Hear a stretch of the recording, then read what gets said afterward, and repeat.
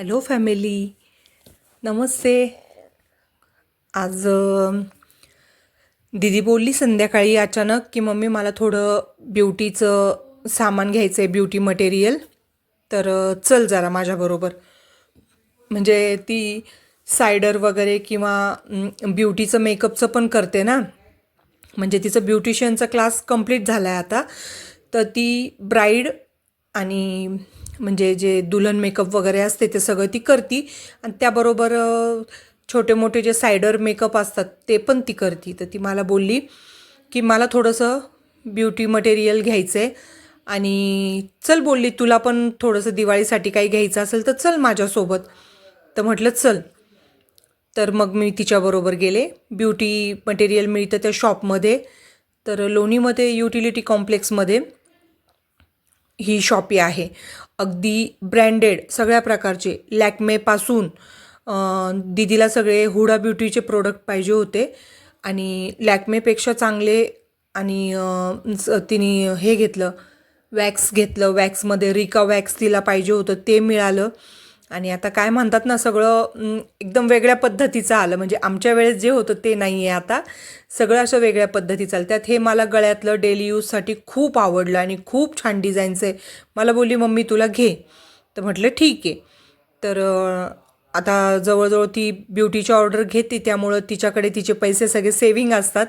तर तिने मला काही खर्च करायला नाही लावला बरं का. तिनेच हे साधारण 2300 रुपयाचं सगळं सामान घेतलं. तर त्यामध्ये तिने मला पण घेतल्या. फेशियल किट घेतला आहे, गळ्यातलं घेतलं, नेल पेंट, बांगड्या.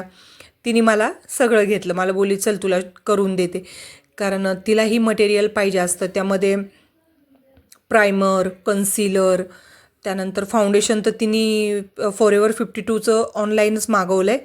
तर खूप कॉस्टली जातं ते. 914 रुपयाचं फाउंडेशन आहे.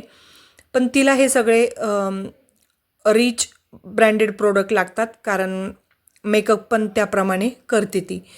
तर सगळं सामान झालं खरेदी करून आणि आम्ही आलो कॅफेमध्ये. तर कॅफे 24 म्हणून इथेच आहे. खूप सुंदर आणि खूप सगळं छान असं फास्ट फूड मिळतं इथे. तर मग मुलं सोबत असल्यामुळे बाहेर आलं आणि न खाता घरी गेलं असं तर शक्यच नाही, कधीच होत नाही. त्यामुळे मग आलो कॅफेमध्ये. मला बोलली मम्मी चल कॅफेमध्ये, कॅफेचं बिल तू दे आणि तुझं ब्युटीचं बिल मी देते, ब्युटी प्रोडक्टचं. म्हटलं ठीक आहे चल. मग आलो, ऑर्डर केली आणि तुम्हाला सांगते इथे स्वच्छता, क्वालिटी याचा तर काही विचारच नाही करायचा. कारण लोणीमध्ये 1 in 1 फूड हे आहे, फास्ट फूड कॅफे आहे हे, की इथे कसला विषयच नाही, खूप सुंदर. तर मी मागवला होता मॅक्सिकन डिलाईट पिझ्झा, ज्यामध्ये मिक्स व्हेजिटेबल, ऑलिव्ज आणि टोमॅटो आणि भरपूर हर्ब्स असे आहेत त्यामध्ये. असा हा मॅक्सिकन डिलाईट पिझ्झा. त्यानंतर व्हेज घेतलं होतं आणि इथे व्हेजच मिळतं, प्युअर व्हेज कॅफे आहे. त्यानंतर स्टीम मोमोज घेतले होते. मला आवडतं स्टीम, दीदीला आवडतं स्टीम आणि शिवच्या पप्पांना फ्राय आवडतात. दादा नव्हता आमच्यासोबत, त्याला कस्टमर होते दुकानामध्ये. त्याला कॉल केला होता पण तो बोलला मम्मी मला कस्टमर आहेत कटिंगचे, तुम्ही खा. मग त्याला पार्सल घेतलं. तर असा हा पिझ्झा, एक फ्राय मोमोज, एक स्टीम मोमोज, गार्लिक ब्रेड असं सगळं ऑर्डर केलं होतं. आणि तुम्हाला सांगते हा इतका सोकलाय बाहेरचं खाण्याला की बास रे बास, विचारायचंच नाही काही. शिवराज सगळ्यात जास्त त्रास देतो, कपडा, खाणं, त्याच्या सगळ्या चॉईस ज्या आहेत ना, तसं बघितलं तर माझ्यासारखे आहेत. त्याला सगळं असं वेगळं लागतं, परफेक्ट लागतं आणि खूप डेंजर आहे तो. इतका डेंजर आहे ना की बास रे बास. मग पिझ्झा वगैरे घेतला. तर दीदीने हे केलं. तर खूप चीझी आणि इतका सुंदर पिझ्झा आहे. कॅफे 24 लोणी युटिलिटी कॉम्प्लेक्समध्ये आहे. आणि लोणी आता कशामध्येच कमी राहिलेली नाही आहे बरं का. म्हणजे जे पुणे मुंबईमध्ये मिळतं ना, अगदी अगदी तसं सगळं मिळतं. खूप छान क्वालिटीज. आणि मी कायम जात असते वरचेवर कॅफे 24ला.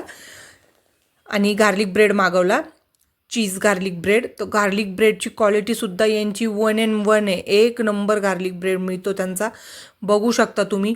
आणि चीज फूडमध्ये चीज वापरण्यात ती कसलीही कसर सोडत नाही. अगदी छान असं भरपूर प्रमाणामध्ये चीज वापरतात. त्यामुळे इथे मेडिकल कॉलेजचे स्टुडंट वगैरे जे आहेत ना, भरपूर गर्दी असते. चांगलं लोकांची चॉईस आहे या हॉटेलची, त्यामुळे इथे गर्दी असते वरचेवर. मग शिवराज शेठचं काय आज चांगलंच झालं. पिझ्झा आवडतो, सगळं आवडतं. बघू शकता तोंड भरवलंय, त्रास देतोय, काय काय पाहिजे, मम्मी कोल्ड कॉफी पाहिजे, मम्मी हे पाहिजे.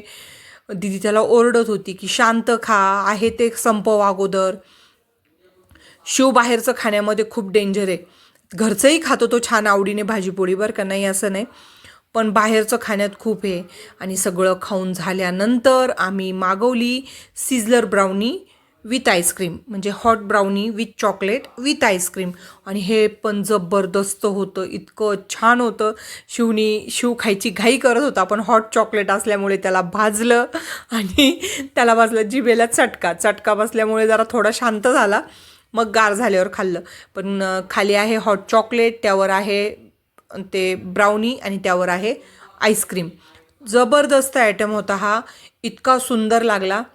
तर ते बघा वाट बघतोय की ते थंड कधी होते आणि मी कधी खातोय. आणि अगोदर नितीनला पण चटका बसला जरा तोंडाला, त्यांना पण. वरती आईस्क्रीम थंड आहे आणि खाली hot chocolate with brownie, sizzler brownie म्हणतात. जबरदस्त होते हे पण. तर बघू शकता तुम्ही. आम्हाला बोलला तुम्ही एक एक घास खा सगळ्यांनी, मला पाहिजे, मी सगळं संपवणार आहे, मी सगळं खाणार आहे मम्मा, तू आता बस कर. माझा चमचा ठेवून दिला तिथे की नाही तू बस कर, आता नाही खायचं. आणि दिदीला पण खाऊ देत नव्हता.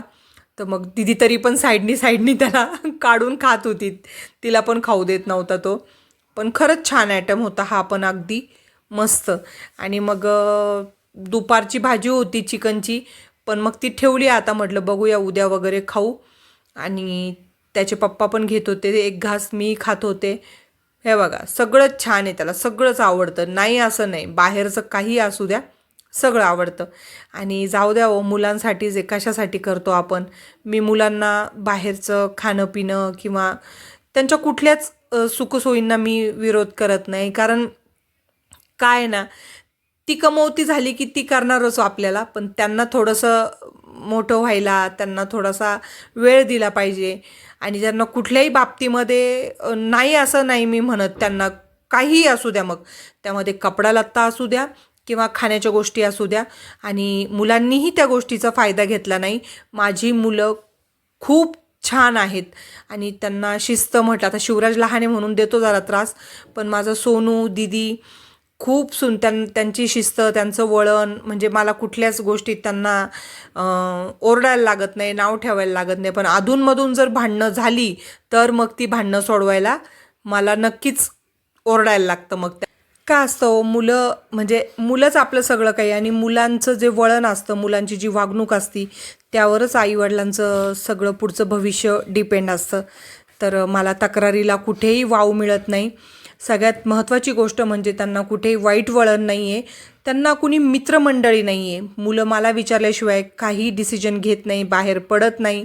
हेच माझ्यासाठी खूप काही आहे. आणि आपली मुलं हीच आपली भविष्यातली संपत्ती आहे. बँक बॅलन्स हे काही उपयोगाला येत नाही, पण हेच सगळं महत्त्वाचं असतं. यावर तुमचं काय मत आहे नक्की मला सांगा. आणि खाऊन झालं आहे, बिल पेड केलं, पार्सल घेतलं कारण दादा आला नव्हता, त्याला कस्टमर होते त्यामुळे. आणि बिल पेड केलं, त्यालाही पार्सल घेतलं, गार्लिक ब्रेड आणि पिझ्झा. आणि याचं इथे खेळणं चालू आहे, सीसॉ, घसरगुंडी, जम्पिंग, काय तो बोलतोय ते.